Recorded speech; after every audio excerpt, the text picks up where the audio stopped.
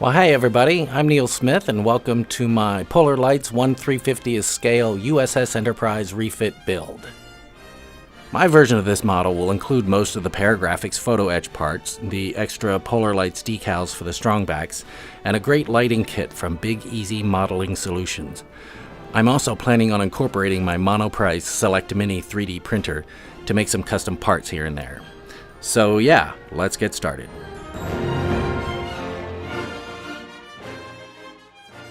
January 5th, 2018. Like most people do, I've started with the holy trinity of Officer's Lounge, Arboretum, and Cargo Shuttle Bay. Originally, I was a bit put off by the design of the Officer's Lounge, specifically the big blank wall. I've seen many builders address this issue as well by scratch building their own lounges or simply removing the wall entirely. My first step was to design and print a new piece on my 3D printer. I designed that part based on Mr. Scott's Guide to the Enterprise. The printed piece came out just great, and I was all set to replace the stock part when I ran across something enlightening. While stepping through HD screenshots of Star Trek: The Motion Picture, I noticed that right after the leaving Drydock scene, there is a close-up of the impulse engines. Well, above those in the same shot, you can clearly see into the officer's lounge. And what did I see? Yep, a big frickin' wall.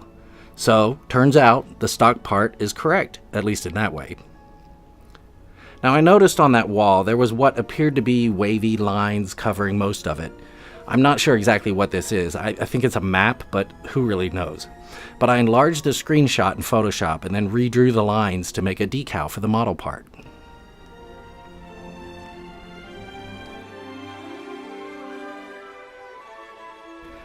January 9th, 2018.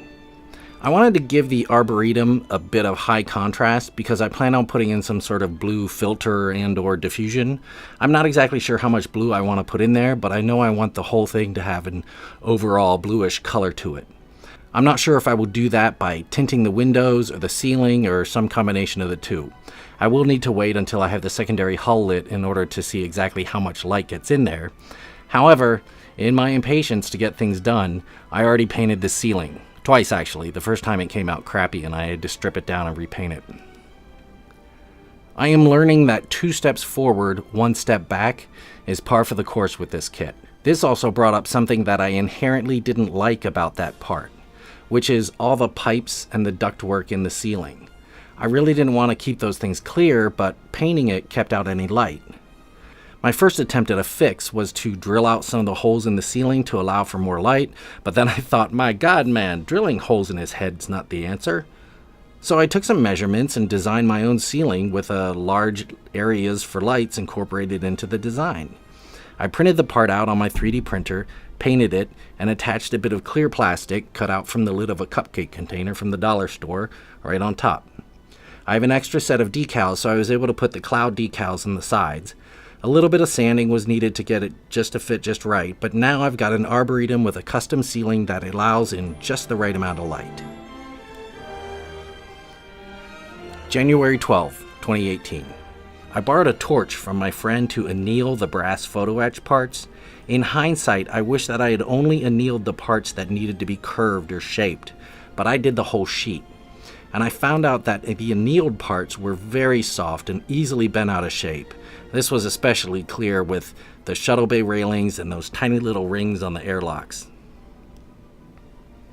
The Cargo Shuttle Bay was a lot of fun to build. I went back and forth on putting it into the ship or leaving it outside as a separate display. Ultimately, I decided that I would get more enjoyment out of it if it were inside the ship. My color choices are based on the matte paintings and screenshots from the motion picture. Even using the airbrush, I'm still painting way too heavy. But I'll get better at it the more I do, and I love how this turned out. February 5th, 2018. I am loving Orbital Drydock paint masks for clear parts. The turbo lifts were hand-painted, and initially, they were installed in the floor of the cargo bay. But I found out that it was very difficult for me to align the pegs into the ceiling during the assembly. So I just shaved off the lower pegs of the turbo lifts and mounted them into the ceiling. The ceiling went on totally smoothly, and now they just sort of hang from the ceiling, hovering a hair's breadth over the floor. Eventually the turbo lifts will be lit from above by blue LEDs. Well, that's all the time we have for this episode. Be sure to subscribe so you can follow along with the rest of the build. And if you're interested in any of my recommended modeling tools and supplies, check out my Amazon store in the description below, featuring some of my favorites. Until next time, I'm Neil Smith. Thanks for watching.